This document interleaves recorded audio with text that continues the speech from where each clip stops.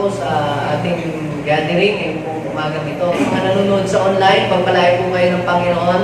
Ako'y naniniwala na kahit kayo nandiyan sa mga bahay ninyo, nasa opisina ninyo, o nasa panig kayo ng mundo, kayo po ay pwedeng pagpalain ng ating Diyos. At kung kayo naman po ay first time lang na kailan nakapanood sa live stream nito at gusto niyo po kung mag-grow sa inyong pananampalataya kay Lord at lumaw pa inyong kalaman patungkol sa kanyang mga banal na mga salita, you can visit my official YouTube channel. I-search nyo lamang po yung Cleo Rojas. Mag-subscribe po kayo. Manood kayo ng mga videos doon. Pwede nyo po i-share yung po mga messages doon na inyo pong mapapanood. Ako'y naniniwala na mas may share pa ninyo ng mas maganda kaysa doon sa aking pag-share dahil maraming mga mensahe ang Lord na ipagkakalob sa inyo. At kung gusto nyo naman po makatulong sa fundraising project ng Gisla 91 Church, don't skip that. Okay po. So, God bless po sa inyo lahat. At ngayon ay dumako po tayo sa pag-aaral ng salita ng Diyos. Ang pamagat ng aking pong i-share sa inyo sa bawat sa atin ay overcoming the spirit of poverty. Samahan po ninyo ko sa pagbabasa ng salita ng Diyos. At ito po ay makikita po natin sa Genesis chapter 26, verse 19 hanggang 25. Ang mga tauhan ni Isaac ay nakahukay ng isang malakas na bukal sa kapatagan. Ngunit inangkin ito ng mga taga-Gerar. Kaya tinawag niya iyong balon ng away sapagkat sila'y inaway ng mga taga-roon. Nang makahukay uli sila, nakipagtalo naman sa kanila ang mga taga-Gerar. Kaya tinawag naman itong balon ng pagtatalo. Lumayo sila roon at humukay ng ibang balon. Wala nang umangkin ito. Kaya tinawag niyang balon ng kalayaan. Uunlad tayo sa lupain ito. Sabihin natin, uunlad tayo. Uunlad tayo. Sa taong ito. Sa taong ito. Ang sabi po ni Isaac, uunlad tayo sa lupain ito. Wika niya sapagkat dito tayo binigyan ni Yahweh ng kalayaan. Umalis si Isaac at nagpunta sa Beer-Siba. Verse 24, nang gabing yaon, napakita sa kanya si Yahweh at ang sabi, ako ang Diyos ng iyong magulang. Huwag kang matakot, kita'y sasamahan. Pagpapalain kita at ang iyong angkay, pararamihin ko. Ito'y alang-alang sa aking alipit lingkod na si Abraham. Nagtayo si Isaac ng dambana roon at sinamba si Yahweh. Tumigil sila sa lugar na iyon at humukay uli ng balon ang kanyang mga alipin. Ito pong passage na ito na binasa ko po sa inyo, mga kapatid, ay naganap nung po si Isaac, may encounter niya po ang Lord kasi nung pong nagkaroon po ng crisis, nagbabalak kasi siya na pumunta sa Egypt dahil nga mahirap nga sa Gerar. Meron po crisis, walang makain. So, kinakailangan mag-migrate siya sa Egypt para doon mag-stay yung kanyang pong family. In-intercept sila ni Lord na sabi huwag tumuloy, dito lang sila sa Gerar dahil doon sila magpapalayan ng Panginoon. So, ang ginawa po ni Isaac, sumunod siya sa Diyos, kaya nag-stay nga po siya doon. Pero hindi po siya basta lang umupo at naghintay ng pagpapala na dumating sa kanila yung blessing ni Lord, ay pinangako ni Lord. Meron pong ginawa si Isaac. So, ginawa po ni Isaac, siya po ay nagtanim. Nung taong pong yun, sabi ng Biblia, siya daw po ay umani ng sa dami bayan, prosper sila ni Lord. Right after that, ang ginawa po ni Isaac para po masustain yung kanila pong mga tanim, dahil krisis nga po doon, nagpahukay po siya ng mga balon sa kanya po mga tauhan. Kaya lamang ang problema, nung po makahukay po sila ng balon, sila po ay inaway ng mga taga-Gerar. Kaya tinawag nila po na balon ng pakikipag-away, yung balon na yun. Tapos, nagbukay po uli sila ng panibagong balon at pagkatapos ay nakipagtalo naman yung mga taga-roon. Tapos umalis po siya at nagbukay po uli ng iba pang mga ng balon at sabi po doon ay wala nang umagaw. Kaya sabi niya, uulan tayo dito sapagkat din tayo binigyan ng Diyos ng kalayaan. Kaya sabihin mo nga sa iyong katabi, kapatid, hindi mo kinakailangan mang-agaw ng balon. God has ordained a well of blessing para ikaw ay mapagpala during this season. Ang pamagat ng isi-share ko po sa bawat sa ating mga kapatid is overcoming the spirit of poverty. Ang ating pong kalaban, ngayon pong season na ito ay hindi lamang po virus, Hindi lamang pandemic. Tayo po ay nagsusuot ng mga face mask, naglalagay tayo ng mga face shield sa ating mukha, naglalagay tayo ng mga alcohol para labanan at sugpuin ang virus na hindi natin nakikita. Nagkakaroon tayo ng mga social distancing, ginagawa natin ang lahat para masugpo ito, malabanan ito. Bagamat hindi natin nakikita yung ating kalaban. Pero meron pa po tayong isang kalaban. Ano pa po yung isang pangkalaban natin? Yung pong poverty. Paano ko po nasabi? Dahil maraming nawala ng trabaho. Nung mag-lockdown, madaming nag-close ng mga business. At ano po ang ina-expect ninyo? Maraming mga company nag-close. So kapag walang trabaho, maraming business ang nabankrupt, ano ang kasunod kaya mangyayari? Maaari ngayon, hindi nyo pa po nararanasan kasi nakakapag-post pa po kayo ng mga masasarap na pagkain sa inyong pong mga Facebook. Ay, pastor, akala ko makakatipid ako. Ngayong lockdown, yung sarado ang mall. Panay naman ang daan sa wall ko ng mga online selling. Dami mga binibenta, pati cactus. So, kaya hindi rin naging matipid, naging magastos. Kung ito po ay magtutuloy-tuloy, na walang trabaho, magtutuloy-tuloy na sarado ang mga establishment, ano po ang kasunod? Ang kahirapan naman po ang susunod na darating sa atin. Aside doon sa pandemic, ang sunod nating kalaban, poverty. Pero, pwede natin itong labanan. Paano natin lalabanan ang kahirapan? Meron pong sikreto na makikita tayo sa Biblia na ginawa po ni Isaac, paano niya na-overcome yung poverty during his time. Yung biblical principle para yung pong kahirapan ay ating mapagwagian. Kapag hindi natin ina-apply itong principle na ito, may pandemic man o walang pandemic, tayo pa rin po ay maghihirap. If we fail to apply this important biblical principle sa ating pong buhay. Bakit nagkakaroon ng kahirapan? Yung pong spirit of poverty is a kind of spirit na naglalagay sa tao ng laziness. Kapag ang isang tao ay naging tamad siya sa kanyang buhay, may pandemic man o walang pandemic, maghihirap ang tao. Pangalawa, yung lack of excellence. Kahit ikaw ay maraming kaalaman, but if you are lack of excellence, hindi mo ginagalingan, hindi mo pinagbubuti yung iyong alam, hindi pa rin sasagana ang iyong buhay. Kaya sabihin natin, magaling ka magluto, pero hindi naman malinis yung iyong luto. Ang tawag yan, lack of excellence. Walang bibili ng iyong mga tinitinda. Ano pa po? Yung pong wrong mindset, yung maling kaisipan, yan po ay magkakambal. Yung tatlong ito sama-sama. Kaya nagkakaroon ng poverty sa ating buhay. Ngayon, paano natin malalabanan, masusugpo yung espiritu ng kahirapan? Yung pong kahirapan, mga kapatid, ay hindi po yung galing sa Panginoon. Yung kahirapan, ito po ay weapon ng kaaway para po ang ating pong buhay ay hindi maging productive at hindi po tayo maging fruitful. Ito po kahirapan, ito po ay sumpa.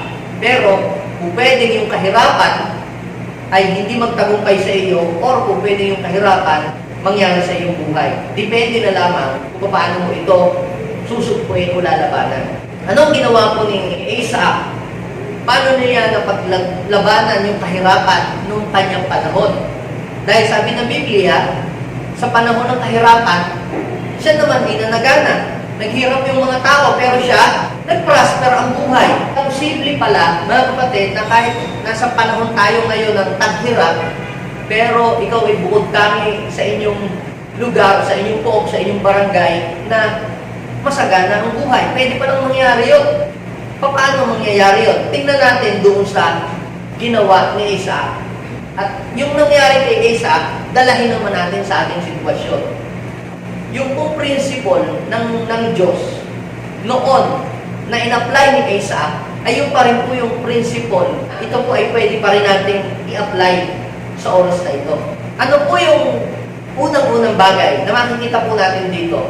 Paano nasugpo at napaglabanan at napagwagian ni Isaac yung kahirapan?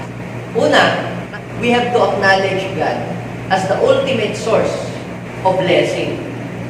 God is the ultimate source of blessing. Sabihin natin, God is the ultimate source of blessing. Si Lord lamang ang source ng lahat ng bagay na kailangan natin sa ating buhay. Hindi yung iyong trabaho, hindi yung iyong kumpanya o ang iyong business. Dahil marami rin namang nagbi-business ng kagaya niyan. Pero ba't hindi sila umuunlad? Maaaring marami din namang nagtitinda ng kagaya ng iyong itinitinda. Pero bakit ikaw, ang lakas mong magbenta ng tinda? Parehas lang naman kayong patient ang tinitinda. Ba't sa kanya walang bumibili sa iyo ay marami? Bakit ganoon? Anong meron ka na wala siya o anong meron siya na wala ka? Pare-pares lang naman kayo ng pagkain ay tinitinda na parehas lang namang langgunisa. Ba't sa iyo maraming nabili sa kayo wala? Anong meron? Kaya ang ginagawa ng iba, sinisiraan nila yung kanilang mga kaibigan, mga kapwa, mga kapitbahay. Kagaya po nang nangyari sa panahon po ni Isaac, marami pong nainggit kay Isaac. Dahil, bakit nga naman, krisis, taghirap, pero si Isaac, angat ang buhay. So ano pong ginawa po ng mga tao? Tinatakpan yung balon, inaagaw yung balon, hinaharangan po sila. Pero mapapasin po natin, kahit agawin nila yung balon, kahit takpan nila yung balon, yung blessing po sa buhay po ni Isaac, hindi po na-i-stop. Yung mapapansin po, nung nagtinda ka ng barbecue, mamaya nagtinda rin yung kapitbahay mo ng barbecue, sinira ka mo, panis yan, tinda niya, dito ka na lang bumili, kaya lahat ng customer lumipat sa iyo. Nung nagtinda ka ng turon, may yung kapitbahay mo, nagtinda din ng turon, tapos yung customer mo, inagaw, napapunta doon. Same experience, di mo napapansin, ganito yung nangyari kay Isaac. Humukay ng balon, tapos nung maganda yung bukal ng balon, inagaw ng mga taga-Gerar.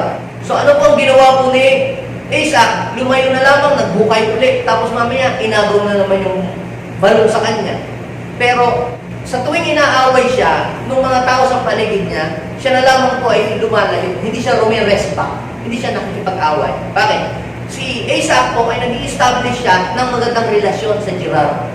Imagine po kung sira ang relasyon mo sa lahat ng mga kapitbahay mo, sa lahat ng mga kaopisina mo, sino pang bibili ng iyong longganisa? Sino pang bibili ng iyong face mask? Sino pang bibili ng iyong mga tindang gulay, ng iyong mga isda? Ay lahat ng tao magalit. Eh kung may maganda kang relasyon, kahit hindi masarap yung iyong luto, mapapabili na rin sa iyo dahil doon sa pakikitungo mong maganda sa kanila na hindi mo sila ginagawang ng masama. So dito natin makikita mga kapatid na mayroong magandang idea tayong mapupulot kay Isaac na kapag ka mayroong mga taong umaaway, eh huwag kang mag-rest back ng away. Kaya sabi ng Biblia, di ba, kapag ka ikaw ay binato ka ng bato, batuhin mo daw ng tinapay. Huwag mo lalagay sa garapot o kasi sa balde. No? Ang ibig sabihin po nun, gawan nyo ng mabuti yung mga taong gumagawa ng masama sa inyo. Bakit? Kasi kung ano yung itinanim mo, yun din ang aanihin mo. Kung nang-agaw ka ng balon, ay di pa maagawan ka din ng balon. Kasi inyo na, binigay na ni Isaac. Ito, mapapansin sa Biblia, pag binasa niyo po yung story niyon, the more na ibinibigay niya, yung well, doon sa mga umaagaw, si Lord naman, patuloy na nagbibigay ng balon sa kanya. Hindi po na-i-stop yung balon. Kahit saan pumunta, si Isaac, yung pong kanyang team, lagi pong nakakahukay sila ng balon na napagkukunan po nila ng tubig. Do you get the point? Hindi mo kinakailangan makipag-away. Kung ikaw ay nasa palengke, hindi mo kinakailangan makipag-away. Kung ikaw ay nasa opisina, hindi mo kailangan makipag-away. Sa mga kliyente, sa mga customer, hindi mo kinakailangan makipag-away. Online, ang kailangan mo lang gawin, ikaw ay maging mapagbigay. At the more na ikaw ay nagiging mapagbigay, kapatid, nasabi ng Biblia, when you give, you will receive. Kapag ikaw ay nagbibigay, ikaw ay lalo kang tatanggap. Si Isaac, mga kapatid, nag-establish siya ng good relationship sa mga tao, maging sa mga kaaway niya. Kaya, kung ikaw ay walang kaaway, mararanasan mo ang pagpapala ng Diyos sa iyong buhay. Sabihin mo sa iyong katabi, kapag wala kang kaaway, mararanasan mo ang pagpapala ng Diyos sa iyong buhay. Kaya maraming mga tao, hirap po ang buhay dahil marami po silang kaaway. Kaya pag marami kang kaaway, hihirap ang iyong buhay. Pero kapag wala kang kaaway, gaganda ang takbo ng iyong buhay. Ngayon, naghukay po sila ng balon. Ano sabi ni Isaac? Wala na daw po umagaw. At sabi niya, uunlad tayo dito.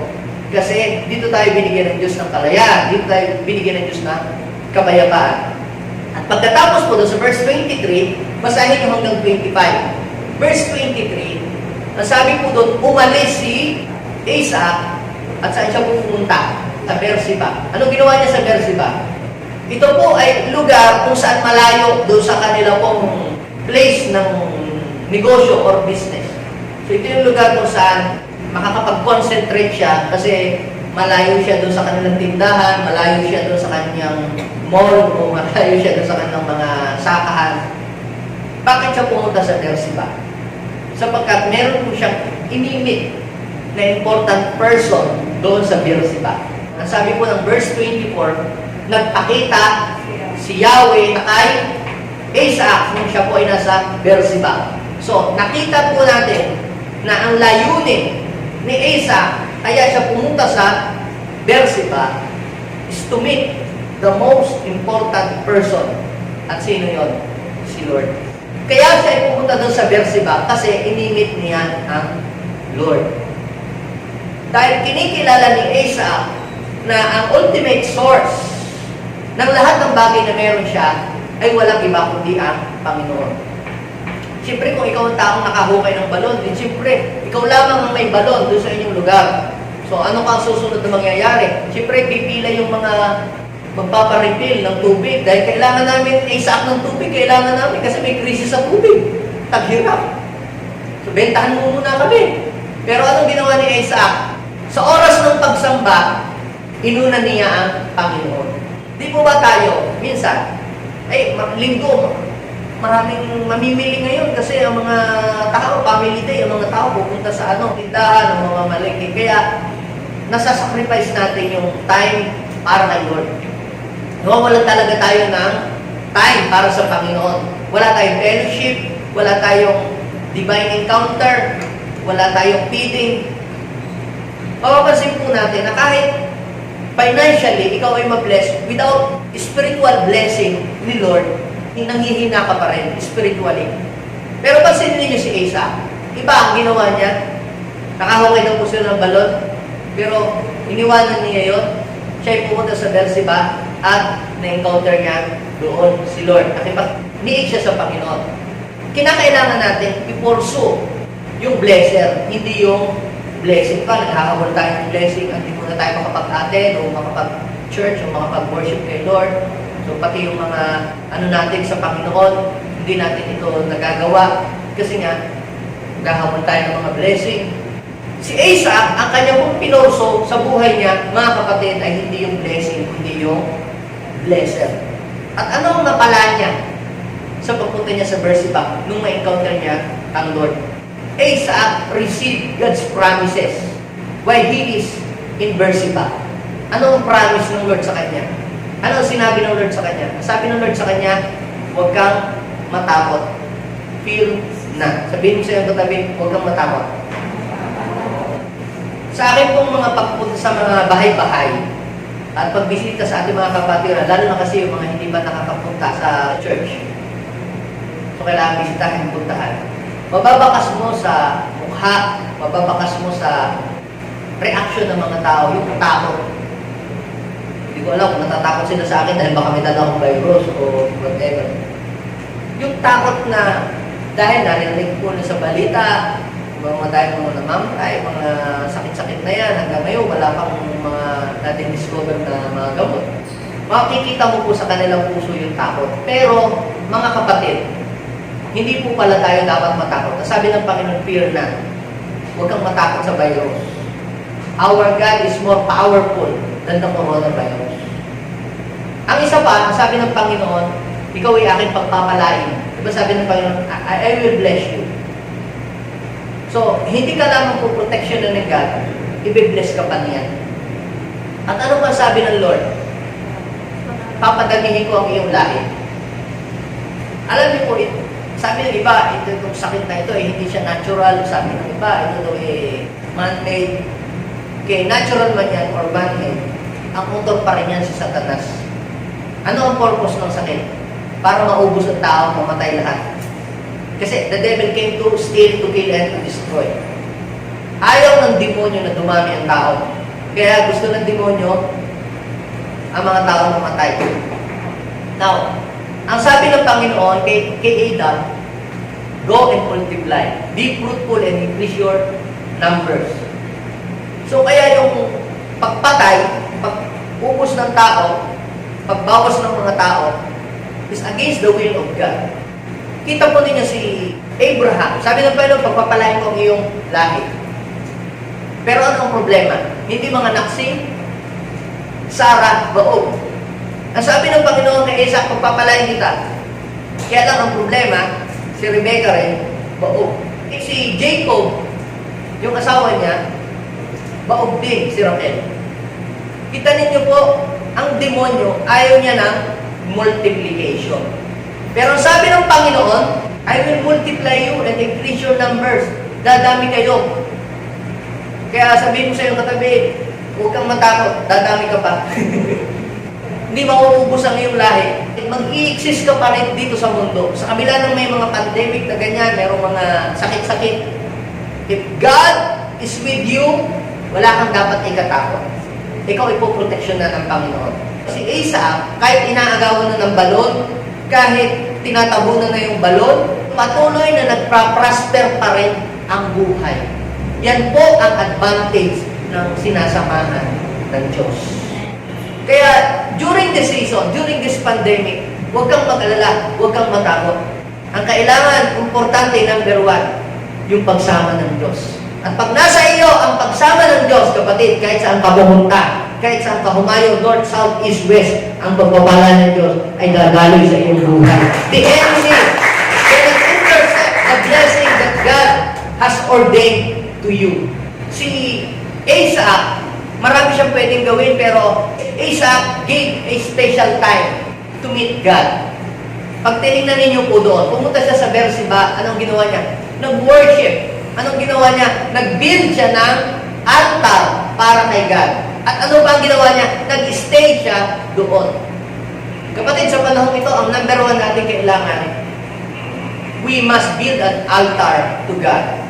Huwag natin kaligtaan ang pagsamba, pagpupuri sa ating Panginoon. Kinakailangan gumawa pa rin tayo ng way para tayo ay makakonect sa Diyos. Lockdown ngayon, di na ako makapag-worship. Kapatid, kahit lockdown, gumawa ka pa rin ng way para makakonect ka sa Diyos. Kahit gano'n ka ka-busy, gumawa ka pa rin ng paraan para ka makakonect kay God. Kapag ka lagi mo lang sinabi, hindi mo makapag-worship, hindi na ako makapag-pray, hindi na ako makapag-simba, makapag-church, makapag-kinig ng word, kasi busy ako ngayon, marami akong ginagawa. Ibig sabihin yan, dinidisconnect mo na ang iyong sarili dun sa ultimate source ng blessing na kailangan mo sa iyong buhay. At kapag ganyan ang ginawa mo sa iyong buhay, para mong pinapatay yung mismong blessing sa pamilya mo, sa sambahayan mo, kahit pati sa negosyo mo. Kaya ang secret ni Asa kung bakit siya nag-prosper kahit sa panahon ng kahirapan ay in-acknowledge niya si God. Siya yung ultimate source. Siya yung nagpapala. Nagtataka yung mga tao, bakit ganun tinakpan na natin yung balon? Bakit kinuha na natin? Pero bakit hindi ba tapos yung bukal ng tubig sa buhay ni Asa? Kapatid, pagkasama mo ang Panginoon, you will experience unstoppable blessing in your life. Kahit pandemic, kahit crisis, hindi niya kayang pahintuin yung blessing na itinakda ng Diyos para sa iyong buhay. Let's acknowledge God. Yung mga taong totoong nag-acknowledge kay God, yung mga taong totoong nagbigay ng kanila pong panahon para sa Panginoon, hindi po sila kinabayaan ng Diyos. Laging ang Panginoon ay mayroong ipinapadalang tulong para sa kanila. Si Asa, hindi po siya nagdepende sa gobyerno para mabuhay siya during his time. Siya po ay under the government of King Abimelech. Noong time niya, ang hari po si Abimelech. Pero hindi po siya binigyan ni Abimelech ng ayuda. Alam niyo, nagkaroon ng reverse.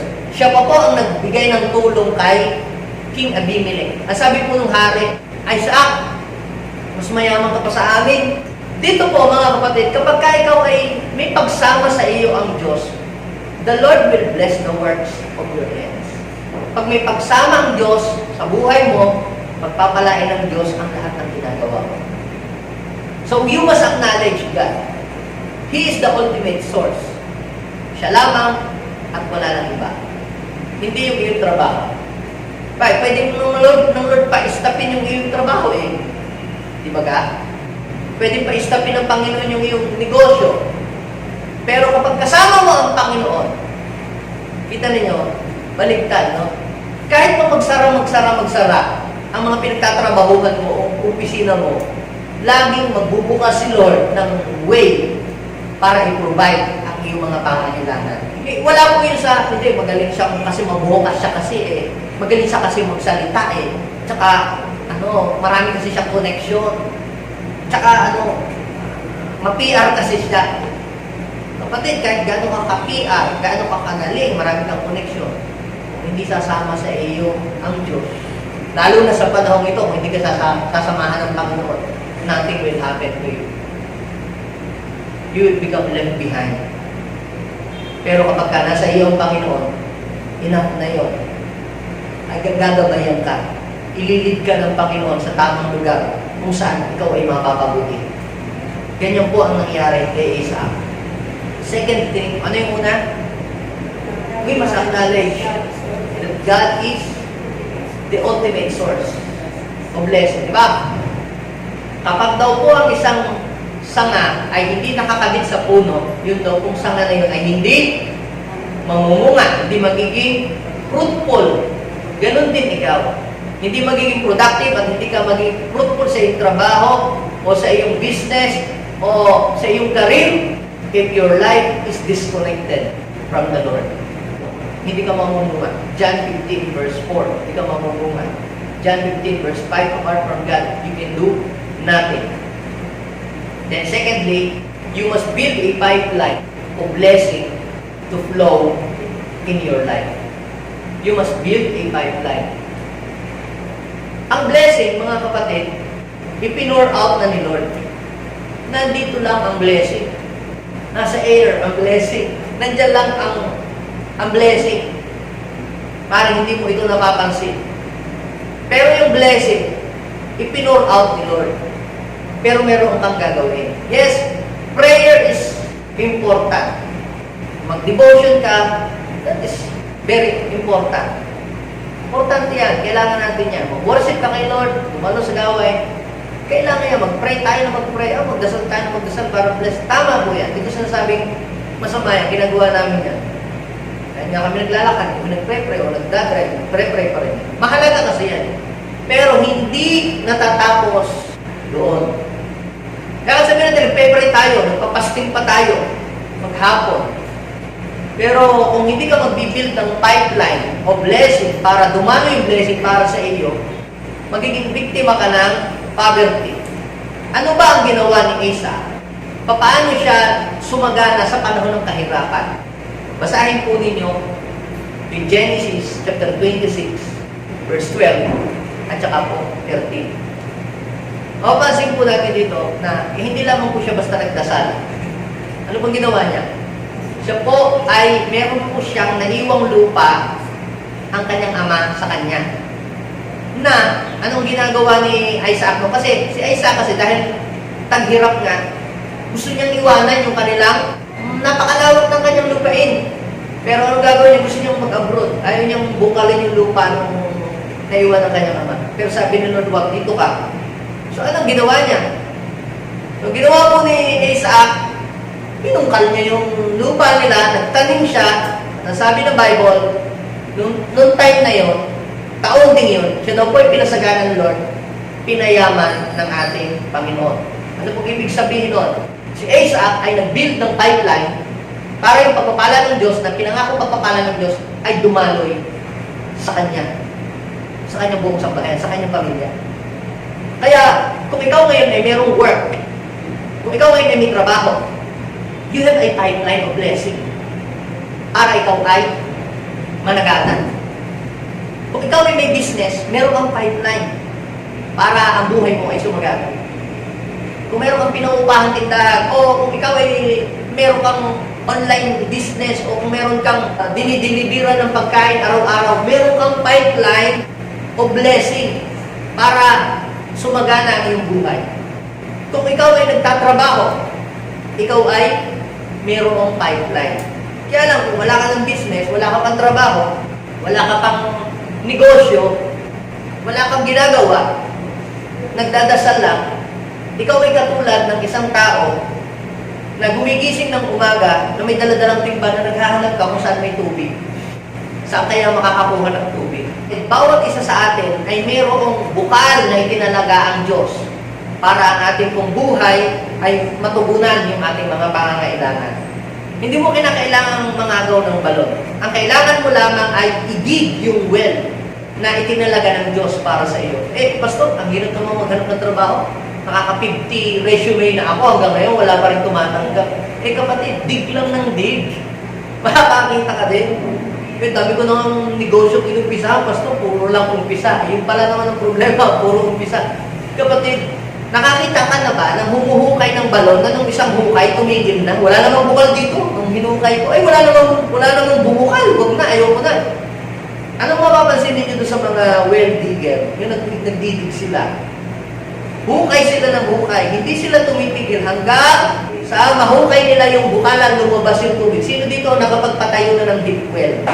Isang tubo, wala pa. Anong gagawin? Dagdag ng tubo hanggang sa makarating siya doon sa malalim na bukal. Hanggang sa yung bukal na yun ay bukal ng masarap na lasa ng tubig. Ang mapapansin po natin mga kapatid dito sa mga grupo ni Asa, sila po ay grupo ng mga masisipag na tao. Sila po ay grupo ng mga diligent person. Sila po ay hukay ng hukay. Hindi sila humihinto sa paghuhukay ng balon. Proverbs 11 verse 16. Laging sa kahirapan, ang taong tamad. Ngunit masagana ang buhay ng taong masipag. So kahit walang pandemic, kahit walang lockdown, ikaw ay maghihirap kung meron kang ganyang spirit of laziness. Kasi wala kang gagawin. Ang sabi po ng Proverbs chapter 20 verse 13. Matulog ka ng matulog. Yan. Kaya kung yan ay habit mo, doon ang iyong punta. Sabi daw, matulog ka ng matulog at ikaw ay maghihirap. So bakit? Naghihirap, hindi dahil may pandemic kaya naghihirap. Tulog ng tulog. So, maaaring hindi literal. Ibig sabihin natin, hindi, ako nga pastor, na-insomnia na nga ako, hindi ako matulog. Pero ibig sabihin, wala kang ginagawa. Yun ang paraan para maghirap. Sabi daw, matulog ka ng matulog, ikaw maghihirap. Pero kung magsisipag ka, gaganda ang iyong bukas. Kung mapapansin natin sa buhay po ni Asa, yung pong mga tao niya, lagi po silang, naghuhukay po sila ng balon. Na marami pong mga nang-aagaw, kinuha ng MPA, yung kanilang balon. Laging kinuha ng mga pirata. Pero, hindi sila napahinto. Yung iba po, wag na, tayo naman binawalan, huwag na daw. Huwag na tayong tumuloy. Na-discourage. Pero sila po, hindi po sila nadi-discourage. Kaya sa panahong ito, kinakailangan ito ay maging masipag, huwag kang ma-discourage doon sa mga outcome ng iyong ginagawa. Makakakita ka rin ng malakas na bukal para masustain yung iyong mga pangailangan. Sabihin mo nga sa iyong katabi, mag-declare ka, makakahukay tayo ng balon. Natutugon sa pangangailangan ng ating buhay, ng ating pamilya. Ang problema kasi minsan sa atin, yun na nga lang yung balon na pinagkukuhanan natin ng tubig. Ayaw pa natin i-dig. Yun na nga lang sa sari-sari store na tindahan ng yun ang pinagkukuhanan mo. Minsan tinatamad ka pang gumising at magbukas ng tindahan. Paano ka pa magpapala? Agang-aga may bumili, pabili ko ng mantika. Ay, tulog pa ako! Nakakabula, nakastore mo sa akin pagtulog.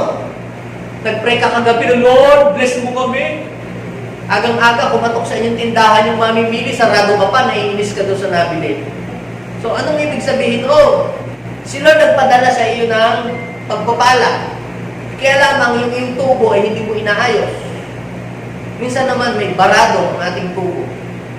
Kung kayo po ay mayroong isang malaking-malaking tangke sa inyong subdivision o village, at kailangan nyo ng tubig sa inyong bahay, ano po ang kailangan nyo pong gawin para yung pong tubig na naandoon sa isang malaking tangke ay dumaloy po sa inyo?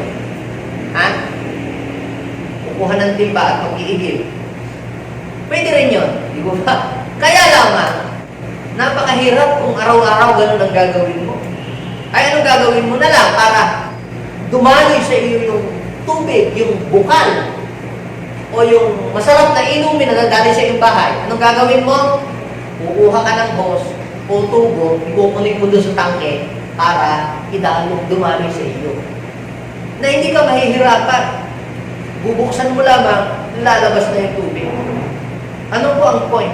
Kinakailangan tayo ay mag-build ng pipeline o blessing para tayo, mga kapatid, kahit sa panahon ng kahirapan, mabuhay tayo, makasurvive tayo at managana.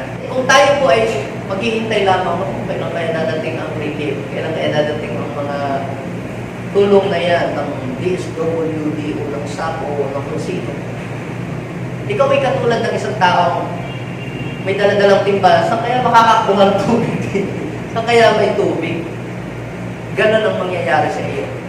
Pero kung ikaw ay may business o nagtitinda o nagtatrabaho, meron kang pipeline. Diyan dadaloy yung pagpapala sa iyong buhay para pagpalain ka ni Lord. Ang kailangan mo lamang gawin ay kumunik ka sa Diyos. You must connect your pipeline to the source of blessing. Ibig sabihin, kinakailangan gawin mo lang yung tama. Gawin mo lang yung ng ayos. Gawin mo yung kalooban ng Panginoon. Ay, kaya nga, pastor maganda yung aking naisip. Meron akong pipeline, tama. Doon yung aming silong maluwag, kaya yung mga tao doon sa amin, papabinggo ako doon sa ilalim ng aming bahay. Tsaka may kwarto doon, tatawagin ko yung mga papabinggo ako doon. Tsaka meron akong mga pamadyong. Kapatid, nagbibuild ka nga ng pipeline, kaya lamang, mali yung iyong pinagkukunekan ng iyong pipeline. Kinakailangan, i-connect mo doon sa tama yung iyong pipeline na yun ay dadaloy sa iyo. Parang ikaw din, iinom ka ba ng tubig? Saan mo gusto uminom ng tubig? Yung purified water o yung water na nasa nawasa? Na nadaan doon sa ilalim ng kanal, tapos sa imburnal, tapos doon sa inyo. Do you get the point? Hindi mo kinakailangan gumawa ng illegal para gumanda yung buhay.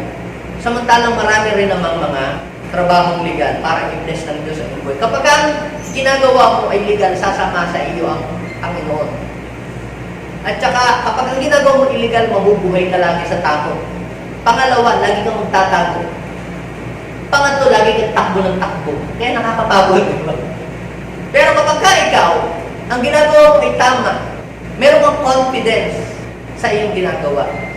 So, ano kailangan natin gawin? Mag-build tayo ng pipeline. Sabihin mo sa iyong katabi, let's build a pipeline. Anong kailangan natin gawin? Mag-build ka ng pipeline para dumaloy ang pagpapala ng Diyos sa iyong buhay. Ano ang pipeline mo, kapatid? What is your pipeline?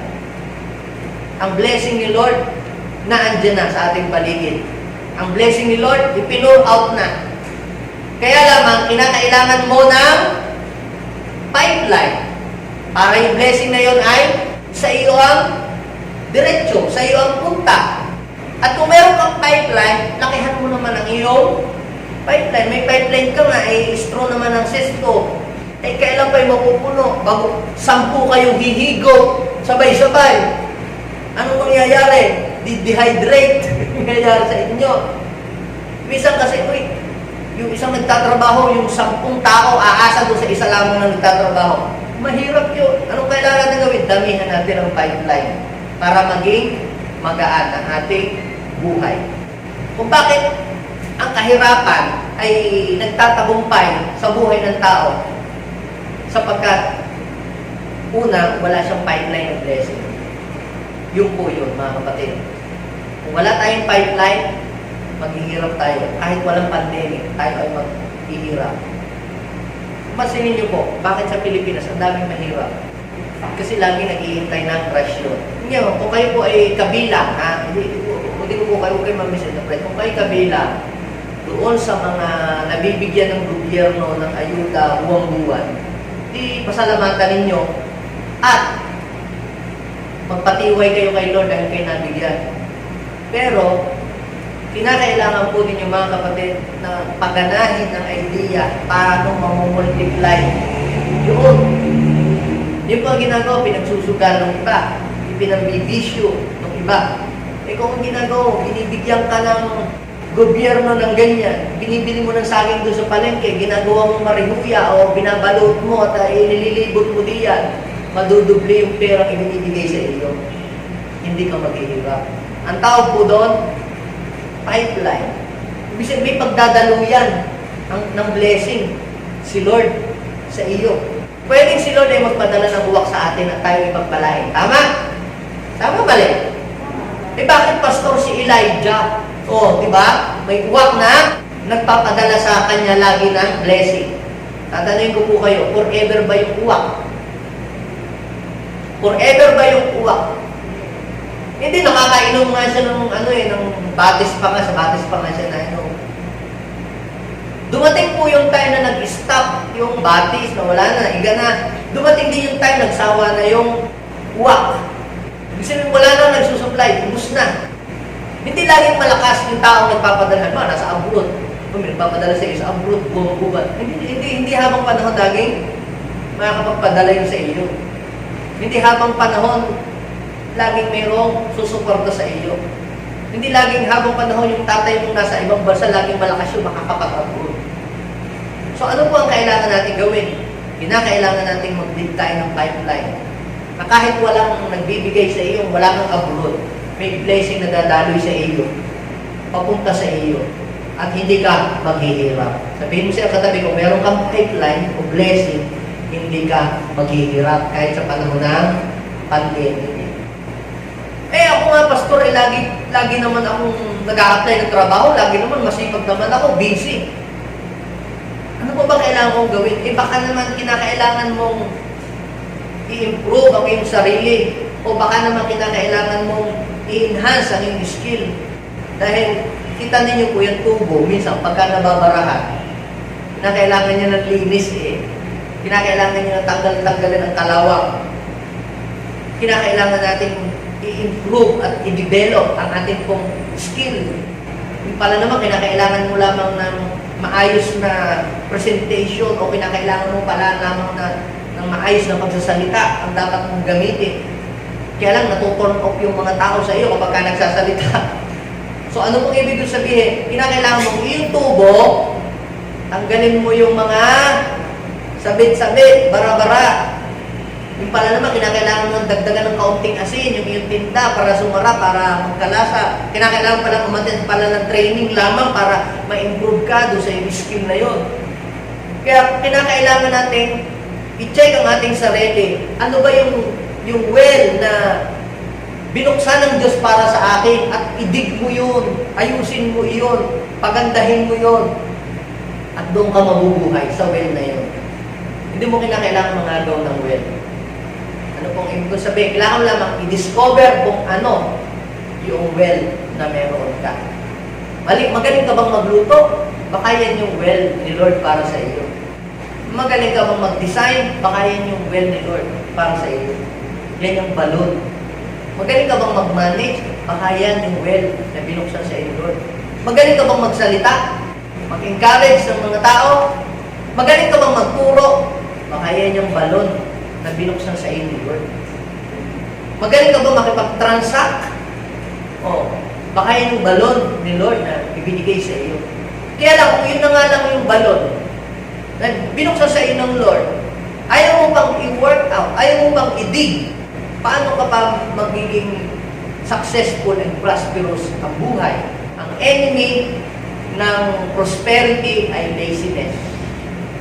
At ang laziness, yan po, ay magtutulak sa tao para siya ay maghirap. Last thing that I will share to you. Pangatlo ito. Kailangan natin ito. Fix your container. Sabihin natin, fix your container. Sa amin po, sa Isla Verde, ay iba sa syudad. Kasi island po yun. May dalawang source po kami ng tubig. Wala po katong nawasa sa poso. Kaya lang yung poso, kinakailangan mong umakyat lumusong sa 365 steps para makaigib ka ng tubig. Imagine, ang layo po yun. Bukahan mo ba doon sa malapit sa dagat? Kasi pag doon ka sa bundok, wala pong tubig doon. Wala din naman pong mga bukal. So doon naman po kami kumukuha sa malapit sa dagat ng poso. Yung tubig, tapos iaahon mo, iaakit mo, dadalhin doon. Pero meron pong isa pang pinagkukunan kami ng tubig. Yung pinagkukunan po namin ng tubig, yung tubig ulan. Kaya pagka ganitong June, July, August, September, yan, marami po kaming tubig. Pag kayo po ay pumunta sa Isla Verde, yung 4 na sulok ng bahay, makakakita po kayo ng mga malalaking tangke. Malalaki pong tangke yan. Parang kasing lalaki po ng mga tangke ninyo sa subdivision. 4 po yan sa bawat gilid po ng gutter ng bahay. Ano po ang purpose nun? Para po pagka umulan, yung pong tubig, sasaluhin po nun. At kaya kahit magkaroon po ng summer, hindi po mag-aalala yung mga taga-amin kasi meron pong magagamit na tubig. Meron po akong isang lola na kapatid ng aking lola. Lola na kapatid ng aking lola. Sila po nun yung hindi sila masyadong giver mapagbigay sa tubig. Kaya halos yung mga tao, pagka tinatawag niya, "Hoy, palinis naman ang aking tangke, paayos naman ang aking tangke." Misa halos parang ayaw siyang tulungan dahil masungit. Kaya dahil wala siyang yung mapaglinis ng kanilang tangke, malakas po yung ulan. So ang ginawa niya, para mawala yung dumi doon sa ilalim, ano pong ginawa niya? Binuksan niya yung gripo. Kaya para habang umuulan daw naman, yung latak doon sa ilalim, lalabas doon sa gripo. So malakas na malakas po yung ulan. Ang problema, nakalimutan po niyang isara. Nakatulog dahil lakas po ng ulan. Kung nga din po yung aming mga tangke. Kinabukasan, nung kukuha po ng tubig, nung tinignan, kinalampag po yung tangke. Klang, klang, klang, klang. Walang laman. Bakit po walang laman? Kasi nung sobrang lakas ng ulan, bukas po yung gripo, hindi po nakapatay. Kaya nung tumigil po yung ulan, wala din pong na-impact na tubig. True to life story po yun. Ano po ang point? Kahit gaano kalakas ang ulan, ang buhos ng ulan, ng pagpapala sa iyong buhay, pero hindi mo pinipix yung container, hindi mo inaayos, pagtigil ng ulan, walang ka na ring blessing. Ano pong ibig sabihin nito? Nasubukan po ba ninyo na maligo kayo? Nagbukas kayo ng tubig sa banyo, nagpatulo kayo sa timba, pagkatapos, bakit isang oras ng tulo, hindi na pupuno yung timba? Tagal mapuno ng timba, maliligo ako. Yung pala yung timba, may crack. Butas pala yung ilalim. Kaya kahit gaano katagal na pagbulos ng tubig, hindi na pupuno yung timba kasi ang timba ay may butas. So wala yun sa lakas ng bulos o sa hina ng bulos. Yun ay naando sa iyong container. Paano mo ginagamit yung container na iyon? Baka naman yung container ay merong leak, kinakailangan mong i-fix. Kaya kahit pansinin yung mga tubig ninyo sa timba, kahit tumutulo, iwanan nyo ng gabi, kahit mahina lang ang tulo, tapos pagka kinabukasan pagising ninyo, puno yung timba, pero mahina lang yung tulo. Iwanan ninyo yung timba na kahit tumutulo, malakas ang bulos, at butas yung ilalim, hindi yun mapupuno kahit magdamag na tumutulo. Now, ganun din po mga kapatid. Kahit tayo mag-pray sa Diyos ng blessing, kahit meron ka pang pipeline of blessing, kung merong leak ang container, hindi pa rin magiging prosperous ang iyong buhay. Basahin po natin yung Proverbs. Proverbs 21 verse 17. Basahin natin. 1, 2, 3, go. At tao, maluho at mahilig sa alak ay hindi yayaman. Meron naman po ako isang uncle, pero nawala na yun. Ginawa na ni Lord. Galing niya mag-discarte. Aalis siya sa kanila, magbalik. Yan, may pinbin ng pera. Galing ka ako nitong makadilihin siya ng pera. Mamaya, nakakita ng palay, mamaya binili yung palay, dinala doon sa kabilang barangay, mamaya pera, ang bilis. Bilis niya magka-pera. Dali nitong makapag-accumulate ng money. Kaya lang ang pong problema, meron po siyang bisyo. Alam niyo po ang kanyang bisyo? Siya po ay mahilig magsabi. Pag natatalo ko siya sa sahod, 50,000, 20,000 lang naman. Dahil sa kanyang pagiging addict sa sugal, sa pag-iinom. Kaya kahit mabilis siya mag-accumulate ng pera, pero dahil butas ang kanyang sisidlan, wala din.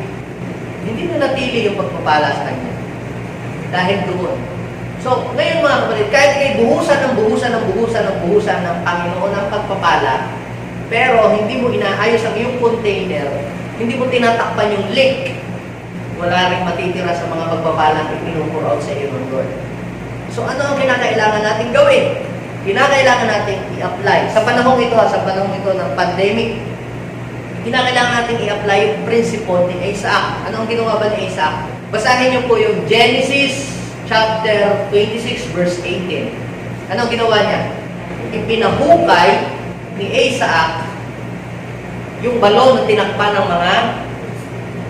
mga Pelisteo. At ito ay tinawag niya sa dating tawag ng kanyang ama doon sa balon na yun. Now, ano po ang message na gusto iparating sa atin ng Panginoon? During this season, this pandemic, we must apply that principle. Na hindi mo kinakailangang maging magastos. Ang kailangan mo lamang, balikan mo yung dati mong gamit na kailangan mo, meron ka pala naman kailangan i-fix lang, kailangan mo palang ayusin, i-repair. Okay na. Minsan, hindi mo naman pala kinakailangan bumili ng mga mamahaling paso para ka lang makapagtanim ng pechay. Kinakailangan mo lang pala yung mga mineral water mo doon sa bahay na lalagyan na nakatambak doon, yun na pwede na rin pala yun. So ano pong ibig ko sabihin? You need to fix your container. Ayusin mo ang iyong sisidlan. Kung matapos mong tumanggap ng mga pagpapala, makatanggap ka ng pagpapala, ay nagbigay sa iyo, galing sa ibang bansa, tapos mamaya, anong ginawa mo? Inubos mo din lang lahat sa bisyo. So ano ibig sabihin yan?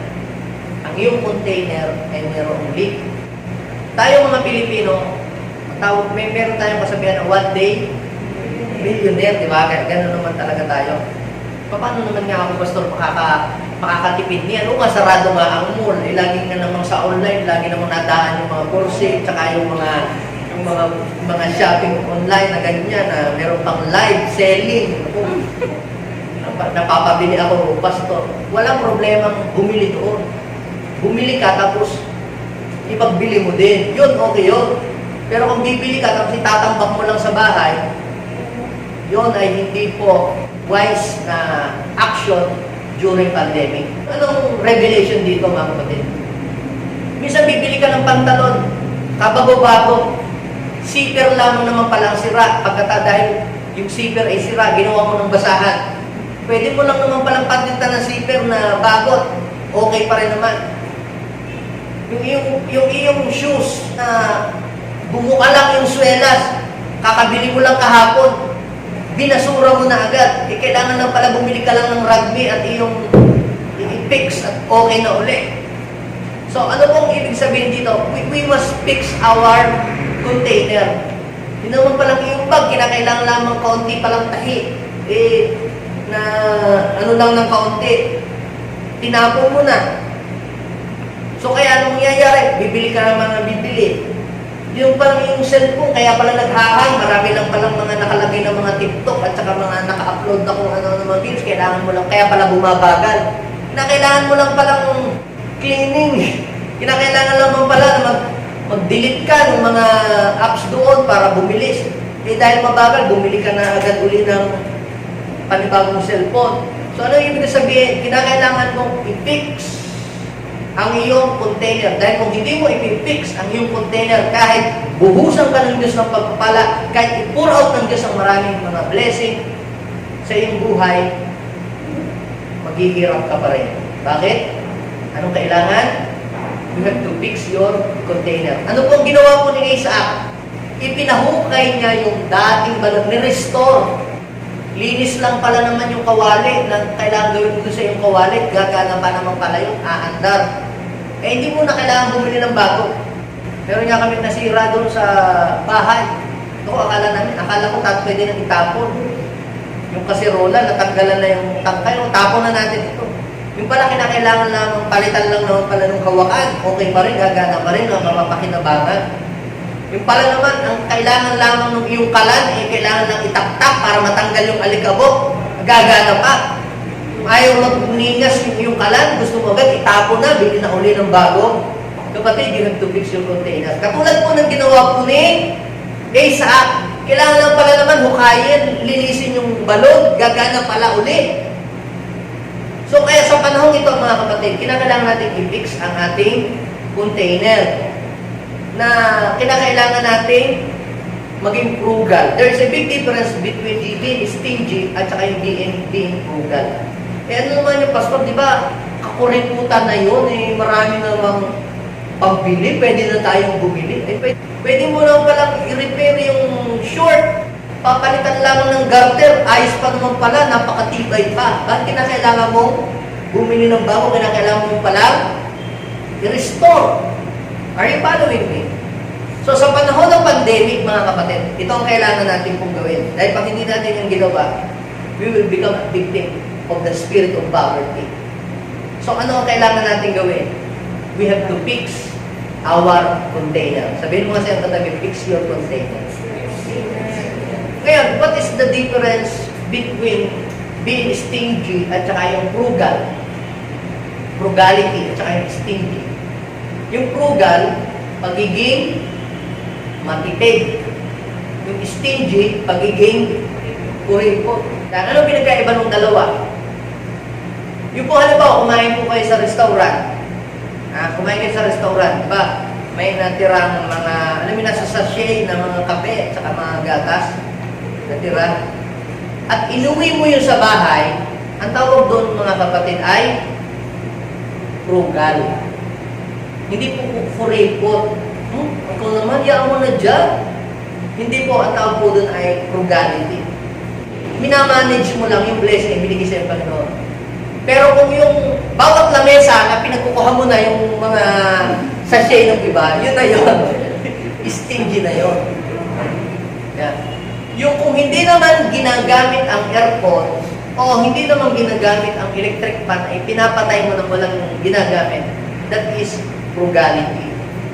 Pero yung tagaktak na yung pawis, pero ayaw ni electric fan, ayaw yung paandarin, at nagtikis ka sa paypay, stingy ka na nun. So, yung pinapatay mo ang TV, kapag wala namang nanonood, ang tawag po doon mga kapatid is frugality. Kaya, pansinin nyo yung matitipid natin sa kuryente. Yan. Pansinin nyo yung matitipid natin sa andar na ang TV, tapos naka-wifi ka pa, magkakasabay na andar. Pwede naman patayin mo na ang TV, di TV na lang muna. Hindi yung sabay-sabay. So, ang tawag po doon, frugality. So, kaya kapag ikaw ay ina-apply natin yung frugality sa ating pong buhay, pansin po natin, the Lord will prosper you. Ibig sabihin, pinipix mo yung iyong container. So, kinakailangan natin i-fix ang ating container. Walang problema sa blessing. Si Lord, laging handang i-pour out yung blessing para sa atin. Ang tanong ay ito, kumusta ang container mo? Tanungin mo ang iyong katabi, kumusta ang iyong container? Kaya bang i-contain ng iyong container yung blessing na ipu-pour out ni Lord?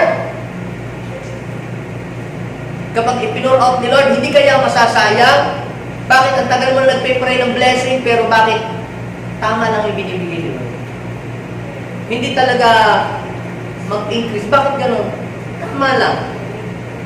Kasi nga, alam ni Lord, pag binigay sa iyo ng Panginoon lahat, ginagastos natin sa mga ibang mga bagay. Now, kinakailangan natin sa panahon ito, sa season na ito, we have to fix our container. Katulad po ni Isaac, mga kapatid. Yung balon na pwede pa naman pala, kinakailangan lang palang bukayin at i-fix. Ginawa niya. Ganon din po ang mensahe sa atin ng Panginoon. God prepared a well of blessings for each and every one of us. God has ordained a well of blessing for you and for me.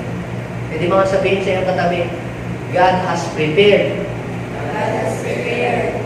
a well of blessing for you, to prosper you. Bawat isa po sa atin mga kapatid, mayroong balon na binuksan ang Lord. Pero yung pagdidig ng balon na ito po ay ipinagkatiwala sa atin ng Panginoon. Are you ready to dig your well?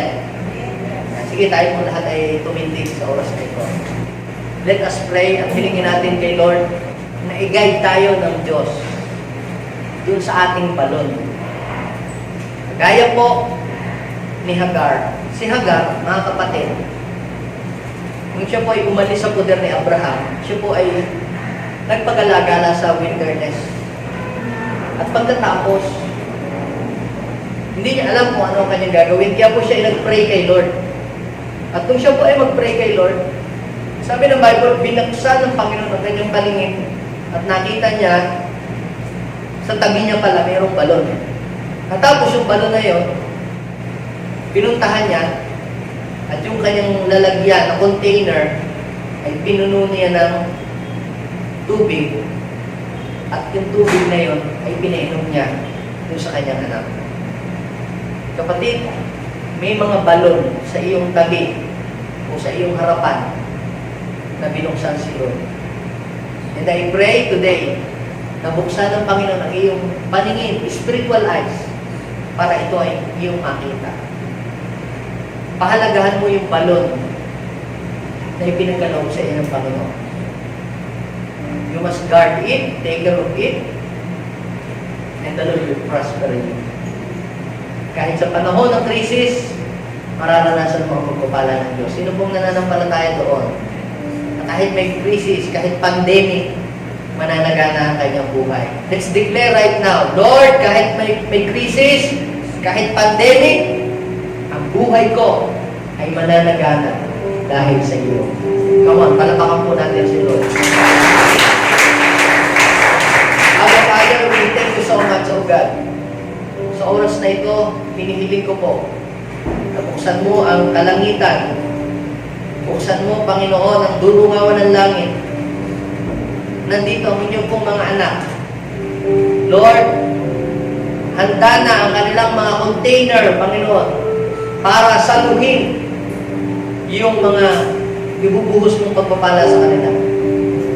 Lord, dinideklara ko sa oras na ito, wala isa man J.E.1 people na nandito ngayon na hindi tatanggap ng mga pagpapalang ibubuhos mo sa kanilang mga buhay.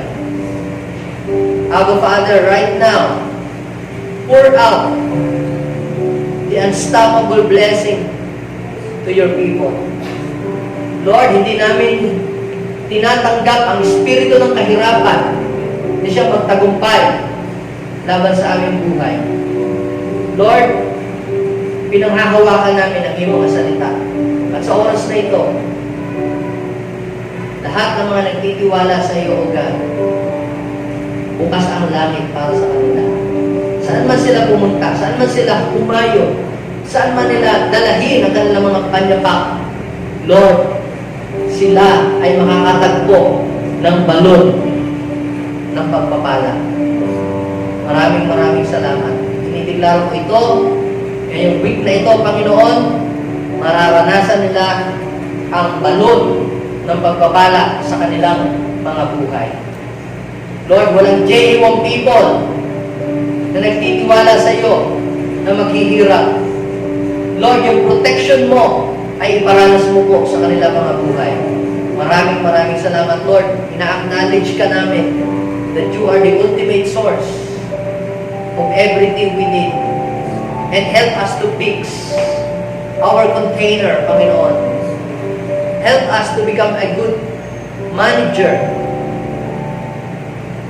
good steward of every blessing that you have given to us.